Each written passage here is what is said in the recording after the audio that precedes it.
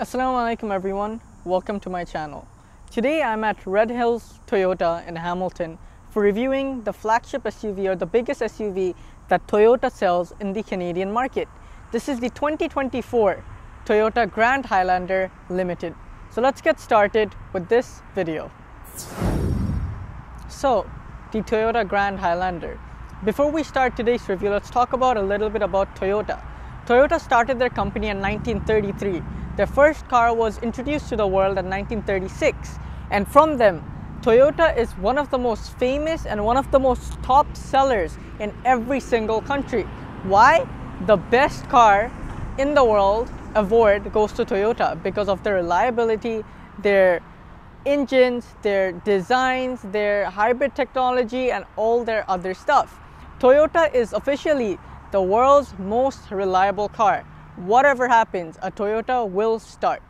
So today we have the flagship SUV. A lot of people get confused by that. What happened to the Land Cruiser? What happened to the Sequoia? So the Grand Highlander is apparently the biggest SUVs to be sold in America, in North America. So technically this has to be the biggest car because Sequoia has been discontinued. So this is the longest car that Toyota sells because the Land Cruiser is way more smaller in size. That's why this is the flagship. So let's get more into this car than other variants. The Grand Highlander was first introduced to the world at 2023, and then it started being in production at 2024, and we have the 2025 model. So let's get started by telling you guys the trims and all of the different models. This is the highest trim for the non-hybrid variant, the Limited, but the most highest trim is the Platinum, but that only comes with the hybrid. So this is the car they had, so why not? This has a very nice looking exterior color, and I did not match my t-shirt with the car. It was just like this. Let's get inside. Let's turn on the full LED headlights. And one thing about Toyota headlights is their headlights are one of the best performing headlights in the market. So foot on the brake, pressing the start button. There the car turns on. I'm going to quickly get the wheels straighten up. So this is with the full headlights, this is with the fog light, this is with the high beam, this is without the high beam. I'm going to turn the hazards on. And let's come outside for showing you guys the headlights. So the headlights are projector setups, and because it's a wraparound design, you have the reflectors on the side instead of the fenders. And then the chrome treatment starts where the daytime running lights ends, and it all the way goes still here. It kind of edges like a Lexus, but you have the main projector setup. That's the high beam, very sleek design. You have the chrome accent that all the way starts from here and that all the way goes till the other side. Very cool design. It makes the car look much more bigger in terms of designing. The Toyota logo's right here. There's no openings here because it doesn't need it, but there's a big opening here to feed air to the radiator. You have the front camera, the front number plate slot because we live in Ontario. The front design, in my opinion, is okay, but a little too much plastic, to be honest. It has fog lights too, and it looks like a big SUV because it is. You have the sharp body lines on the hood, safety systems, you have the emergency braking assist, lane keeping assist, cruise control, automatic lane departure assist, you have rain sensing wipers. What else would you want in a car that's the flagship? Let's talk about the engine. So let's open the hood. You have to do it from the driver's side, and the car obviously gets keyless entry, so when you just touch here, it unlocks itself. A little cheaped out material is when you're trying to open the hood. I faced the same thing on the CX-90, the competitor of the Grand Highlander, but I don't have anything else to say. But the CX-90 had one more better feature than the Grand Highlander was. It had hydraulic struts. On a car that's supposed to be the flagship, it needed hydraulic struts, like a baseline Honda even gets that nowadays. So the non-hybrid engine. This is a 2.4 liter turbocharged 4-cylinder engine that is powering the 4 of the wheels via automatic transmission. Apparently no CVTs. But the hybrid model does get the CVT, the annoying CVT, and it's just not supposed to belong in a car anymore. It's 2024 now. This car is producing 265 horsepower, 310 pound-feet of torque. It's not a performance car, it's not a GR model, but whatever is, it is. You can see the engine bay isn't like a German car. I think the CX-90 had a better looking engine bay, but you have the Toyota logo, it says turbo there, and that's pretty much it, to be honest. Let's close the hood. You have insulation on the top as well, and let's talk about the car's side profile. So let's get this closer and then just leave it from here. There we go. For the side profile of the car is very long, so let's get to it. As we are in the side profile, let's talk about the car's competitors. So the Grand Highlander is competing with the big size SUVs from Japanese manufacturers and Korean manufacturers. It is apparently not competing with any European models like Mercedes, BMW, Audi, because the brother of Toyota, the brother company, Lexus, has the same model called the Lexus TX. So that is supposed to compete with the European models. This is supposed to compete with the Japanese and the Koreans. So apparently this CX-90 that I reviewed a few days ago, it's going to be in the description if you want to watch that. That is the one of the competitors of this car, but this is a little more bigger than the CX-90 in my eyes, I don't know why. And with other models, it's the Honda Pilot, the Nissan Pathfinder, the CX-90, Hyundai Palisade, Kia Telluride. But what happens to the baby Highlander, because this is the Grand Highlander? Toyota messed something up, I guess, because it has same two cars, one's a little more bigger, one's a little decent size, but this is a complete different model. This is not a Highlander, this is a Grand Highlander. They still sell the Highlander, it's just a smaller variant of this car, but that car still looks much better than this. Let's look at the wheels. You have some chrome wheels, same as the CX-90 did. These are 255/50 R20s with 6-piston brakes at the front. The front brake thickness is 13.8 inches with strut suspension and coil springs. As this is the Limited, you don't have painted side panels. The Platinum does. It all the way extends till the side and till the back. But at least you have chrome here and silver roof rails. Keyless entry is a mandatory on a car like this. You have blind spot monitoring and lane keep assist. If you look at the rear wheels are same as the front, just multi-link suspension with coil springs, and the rear brakes are much more smaller in terms of size and thickness. The rear brakes are 13.5 inches. It has a rear limited slip differential, and typical Toyota cars doesn't open from there. I don't know when Toyota is going to come into the latest gen and stop doing that. But anyways, as you know, Toyota is the best manufacturer in the world because it's the most reliable car at the end of the day. It will always start. The fuel tank is right here. It's not capless, but it's easy to fill up. Just open that and there you go. And the hybrid model should give you really good fuel economy because Toyota, they have a massive award of making cars that give the best fuel economy in the world. They had a car that you couldn't even feel any putting fuel and then ending it in like what, 700, 800 kilometers. And that was the Prius C. So let's get to the rear of the car, where this car is completely different than its younger brother. So the rear is a nice design. It says Highlander, Grand Highlander in the center. It says Limited here. It says all-wheel drive there. It looks good. It has parking sensors at the back. You have reflectors at the back and a little bit of painted accent, but the rest of them is plastic. But I think the Platinum shouldn't have that. You have upper stop brake light there with a shark fin antenna. This is your rear windshield wiper. Now let's get inside and turn the rear lights on. Like I said, keyless entry. And if we start the car up, foot on the brake, pressing the start button, there the car turns on. I think they should have put in a bigger engine in this car, like the CX-90 did. Like a 3.3 or like a 3.5 would be better. This is the full lights for the back. Now let's come outside and show you guys the rear. As it's a wraparound tail lights, you can see you have the fins, the vortex generators from Toyota, and then you have the tail lights all the way wrapping around the car. You have the hazards blinking in red, and then it says Grand Highlander with the Toyota logo, and all the way extends till the other side. Pretty cool, pretty nice. Like I said, Toyota, their designs are pretty alright. You have a power tailgate as well. Press that button, it automatically opens up.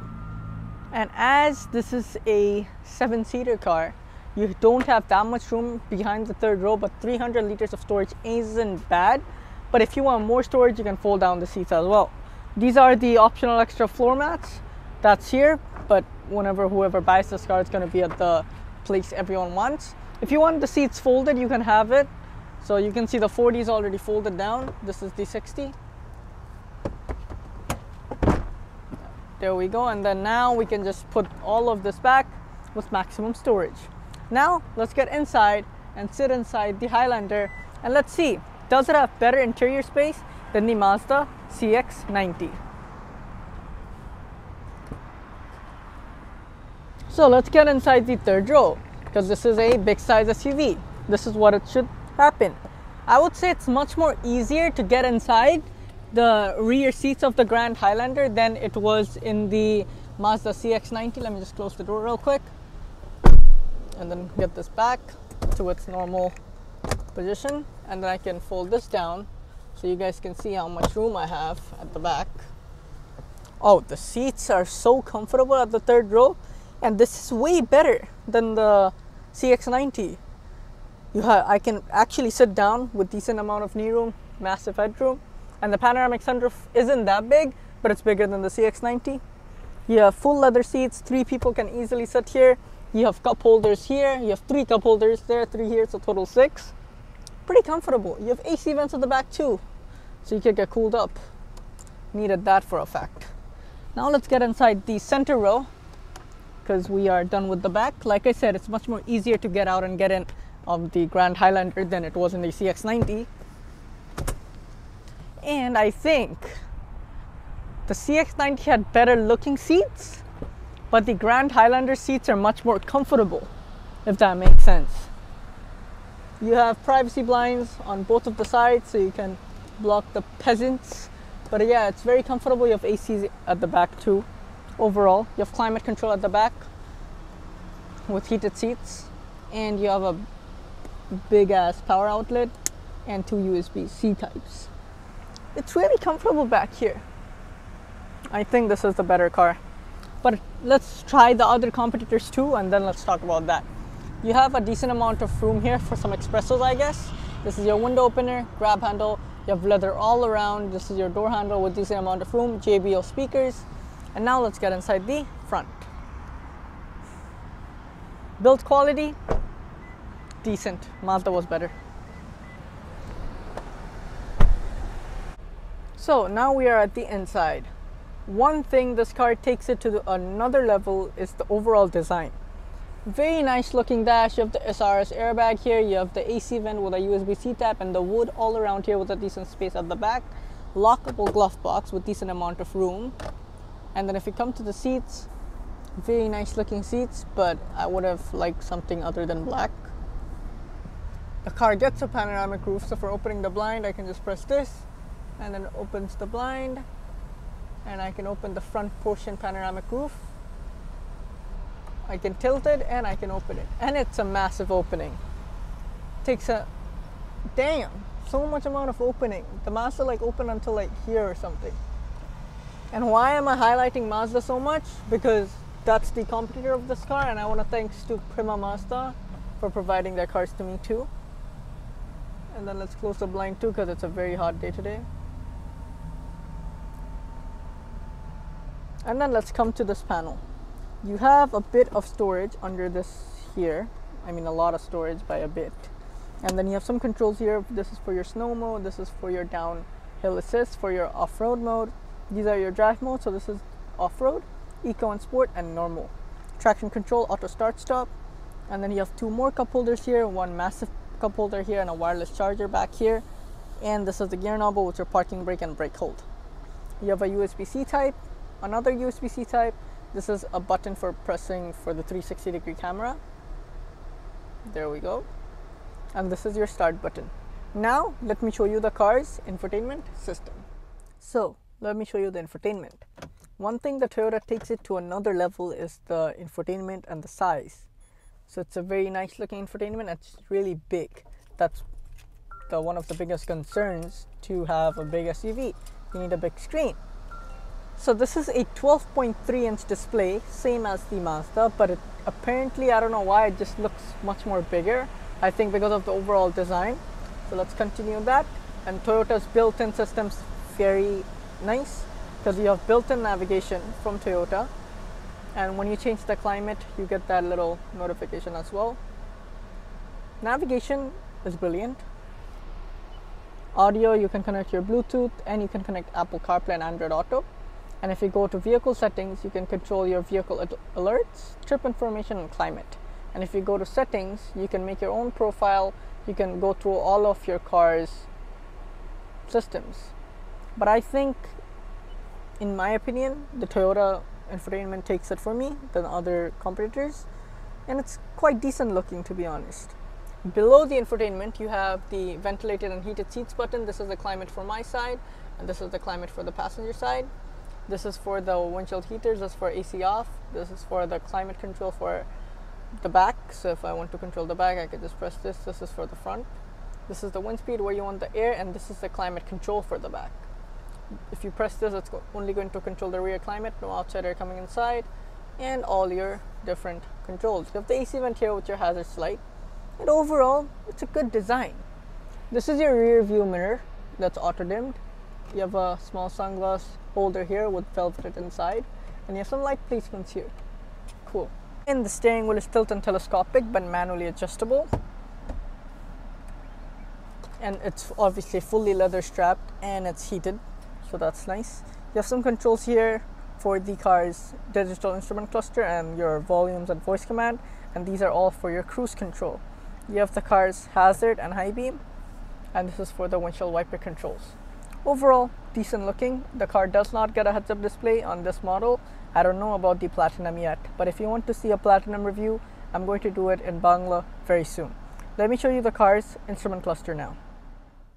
So now let me show you the car's instrument cluster. So foot on the brake, pressing the start button, and then the car turns on. So Toyota did one more cool thing that improves their production plant area, is they reduced production cost. How? By giving the same instrument cluster in every single model. The Venza get this screen, or the Harrier. The new Land Cruiser gets this screen. The Sienna gets this screen. The Grand Highlander gets this screen. The normal Highlander gets this screen. So yeah, it's much more useful that way. So you have your RPM at the left side, and it redlines at 6,500. You have the car's engine temperature and the total mileage. You have the speed on the right side, top speed is 260, and then you have the fuel gauge and the range it can give with the fuel it has. And you can configure it a bit. So if you use these controllers, you can go through different presets. So this is the first preset, this is the second preset, and this is the third preset. So if you go on the first preset, we can customize it ourselves. So let's go to the first. Okay. So if you want blank, if you want driving support, so all of the safety systems, if you want the map, if you want your settings to control all of the different settings, if you want warnings, or the blank. I'm going to leave it for the navigation for the meantime. And then if I go to this side, you can also configure this. So if you want blank, fuel economy, eco, inductor, navigation, the compass comes up, audio, driving info, trip B, or blank. I'm going to leave that for blank because the RPM looks the best when it's in blank. And for the speed, you can have your fuel economy or something like that, or driving support, whichever you want and whichever is useful to you. So yeah, it's a nice looking instrument cluster, to be honest. And whenever you change the driving mode, so in the middle you have, it says eco now because it's on eco mode, and then it says the gear, the speed, outside temperature, and the outside and the time. So if you move it into normal, the car comes up and goes to normal mode. If you go to mud and sand, that's the off-road mode. If you go on rock and dirt, that's off-road mode too. And then if you go to sport, it completely turns red, and the RPM comes a little more higher, and the throttle response also changes. There's no point of putting paddle shifters, but there isn't. So if you want to shift gears, it won't let you. But overall, it's nice how everything is on this car. Now let's come to the car's door.